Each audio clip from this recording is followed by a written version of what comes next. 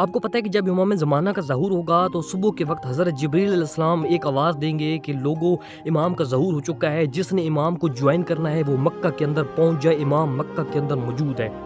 ٹھیک اسی دن دوپہر کے وقت ابلیس شیطان ایک آواز لگائے گا حضرت جبریل علیہ السلام کی زبان میں کہ لوگوں، امام زمانہ اس وقت بیت المقدس کے اندر پہنچ چکے ہیں، جس نے امام کو جوائن کرنا ہے وہ بیت المقدس کے اندر پہنچ جائے۔ جبکہ یہ فیک نیوز ہوگی، یہ دھوکہ ہوگا، ایک بہکاوا ہوگا، اور آواز جو شیطان کی ہوگی وہ سیم حضرت جبریل علیہ السلام کے لہجے میں وہ کہے گا، کوئی بندہ فرق نہیں کر سکے گا۔ اور جو شیطان کی آواز سن کر وہاں پر چلا گیا وہ تو گیا، کیونکہ وہاں پر امام کے دشمن ہوں گے، وہاں پر سفیانی لشکر ہوگا۔